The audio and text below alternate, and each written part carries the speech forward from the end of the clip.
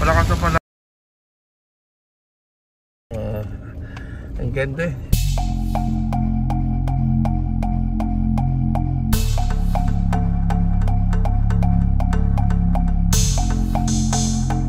Good morning guys! It's a lovely Wednesday. Punta ako ng Bicol to start the mission, the vlogging. Yan. Yehey, with Tita Arp. It's 8 o'clock. Almost 8 o'clock AM. Kaya mamaya samahan nyo ko. Samahan nyo kami ni Bunny sa aming magiging lakad papunta ng Bicol. It's gonna be a dito. Yan, ipamimigay namin yan sa mga sa checkpoint. Yung Red Bull, tapos yung mga face mask na yan. Samahan nyo kami sa isang sa pagkisimula ng aming mga mission, mga kalokohan na gagawin sa Bicol, at ito-tour namin kayo doon. May mga bibisitahin kami mga lugar para naman, alam mo yun, syempre ngayon may hirap bumiyahe. Dito na kami ng Bicol, so kita-kits tayo mamaya, baka makatulog or what, but definitely bahala na, hindi ko na naman alam sabihin ko. Uulan ka ba? Ay, katulog ako sa biyahe. Dito na kami sa Atimonan Zigzag Park. Yun lang. Parang sa Lopez, Quezon daw ay sobrang baha. Oh no! So, hindi naman alam kung paano kayo makakatawid. Hindi nag-uusap sila. Kahit yung Darbilson, wala rin wala, hindi ako. Walampas lang ng Darbilson. Galing sila dun. Opo. Bubalik daw sila, pero yun nga, sobrang baha.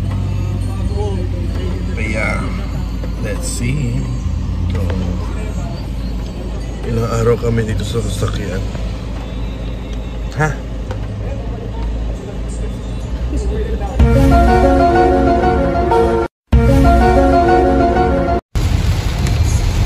There you go, the lines. Kaya pa ba ning? Kaya pa. Pag hindi kami makapalusot and slowly moving na. Palakas ang palakas ang ulan Palakas ang palakas. Ay naman maaraw. Kalo. Pero sana laging ganyan na lang. Ay sabi ni Kuya, 3 days daw. Sabi 3 days daw. Pero hindi pa natin alam, medyo malayo pa tayo. Oo, malayo pa tayo. Medyo malayo pa kami sa Lopez eh. Dito na kami sa Lopez, kung saan may balitang baha. Pero kataka kami. Nga totoo, pero maaraw. Alam mo, maaraw. Kaso maraming truck. Pero maraming truck. Sasakyan. May mga sasakyan din. Ito yung na-stranded nga siguro. Kung ito na nga. Ang daming truck.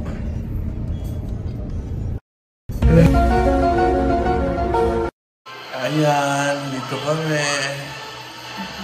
Nakitulog muna kami. Then, ganap kami ng malapit na matutulugan. Ito nga hinahanap namin. Yung kaninang nasa video. Yan. Hindi namin alam kung sana bukas okay na yung daan para matulog na kami sa Bicol. Ang hirap maghanap ng ng tutuluyan kasi halos lahat siguro nag-check-in na. Kaya swerte kami ni Bunny.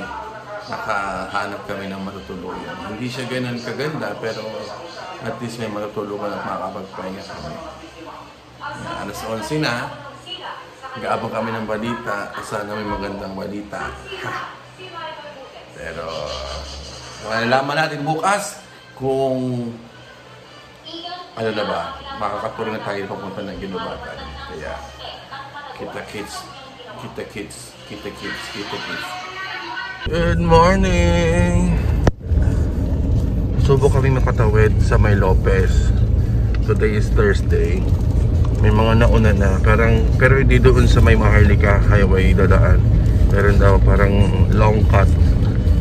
Meron daw doon long cut pero hindi namin alam yung ano kung... Pero may mga nakalusot naman na daw talaga. So we're gonna try our luck. Although marami pa rin talagang ayun na naka-standby. Talagang stranded na mga sasakyan. Hindi namin alam kung paano kami dadaan doon. Kaya let's see. Bertaan ka kaya later. Say bye-bye muna. Bye-bye. A few moments later.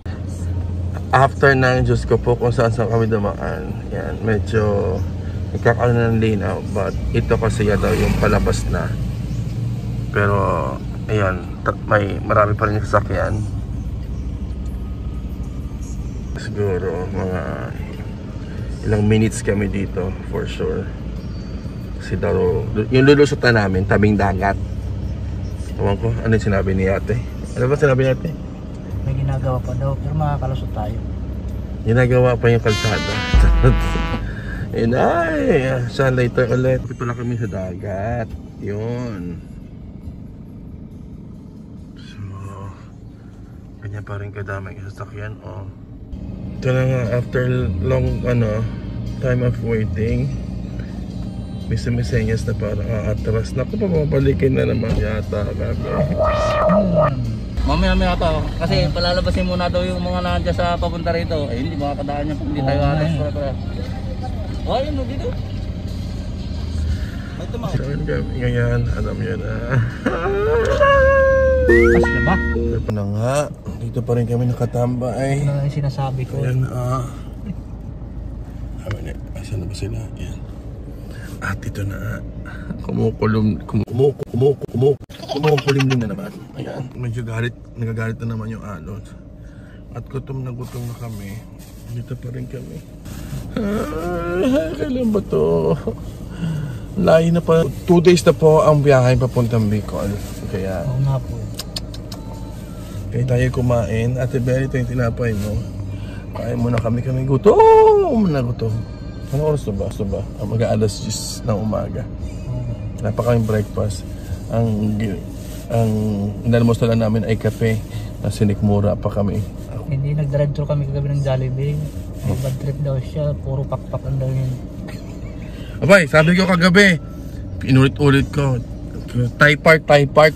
Okay lang daw, 15 minutes. Oo. Ang tanga naman namin ni Bani, hindi namin chinek. Pagdating namin doon sa tutulungan namin, ay puro pak. Alam kayo ka pa man din ng pek. Pero daw po. Sila yung mga pinapasok muna. Ewan ko kung ilan, gaano kahaba yun. Pero kagandahan, medyo nasa unahan na kami ng palabas eh. Kaya pag umusad na yan, makakalusot na kami. Kaya, babay muna, kakain muna kami. Bye. Dahil sila ay mga Kuya, thank you. Kailangan yan. Ate-ate na po kami dito. Sige po. Talagang yung tarpi makakadaan. Hindi kaya. Saan kaya yung tumaob na tara kanina? Ganyan po dadaanan. Pero tingin lang po tayo ng spotter para yung gilid natin magsabit-sabit.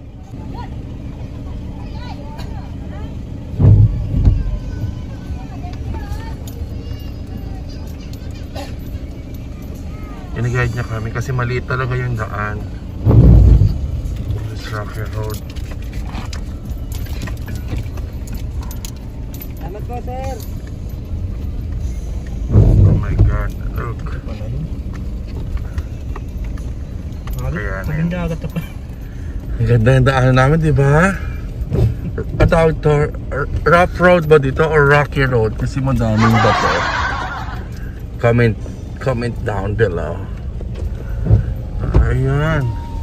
Ang ganda ng daanan namin. Oh, ang ganda. Very good adventure. I love it.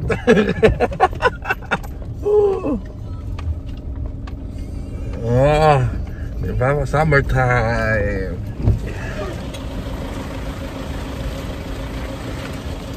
Diba, para may parada. Ayo. Kaya thank you. Lapit na pala kami sa dagat talaga. Siguro kagabi o nung isang araw pa, mataas na rin to. Awa ng Diyos, medyo nag-subside na siya. Kaya siguro nakakadaan na short. Pero ano siya eh, makakadaan ka pero challenging road to. Na para kaming may parada. Ayan. Parang sa loob ng sasakyan, meron ding dagat. Eh, maalon. So, hindi pa pala kami tuloy-tuloy. Ito na naman, panibagong ano na naman. Stopover. Nasa Manila lang kami, just ko po. Pero ang layover namin, nakakabog. We're still here. Nakastuck pa rin. Mga nasa 45 minutes na kami nandito. At may dumaan na mano, sabi niya malabo daw kami makadaan gawa no, yung truck na natumba eh hindi maangon-angon. Kaya ayan. Gutom sila pa. Tingnan mo nasaan kami. Ayan. Sa wakas, we're moving! Yung oras. Apat, tatlo. 3 hours? And now we're moving. Dapat kaya we're moving. Finally, sana talaga makulusot na. Kanina fresh mo ako ah. Anyari bebe? Oh Lord, ano? Ito, tingnan natin to. Grabe yung effort ng mga to. Tapos nilalagyan nila ng mga pampadulas. Ay, mga antag dyan. Para hindi madulas. Para hindi madulas. Oh, yun, gano'n. Thank you. Tay, thank you po. Thank you. Yes, and we're stuck again. Adventurous. Buti na lang may mga nag-guide na mga taga dito. Napakababait. So, organized pa rin. Pag mga pataas, inaalalayan nila. Makakatawid ka doon. Nakaiwas ka doon sa baha. Pero ito naman yung pagdadaan.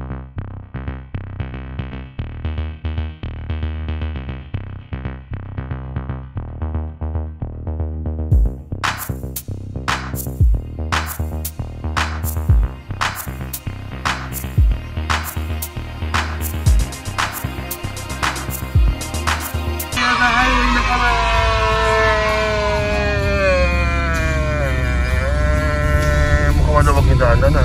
2,000 years later. Nandito na kami!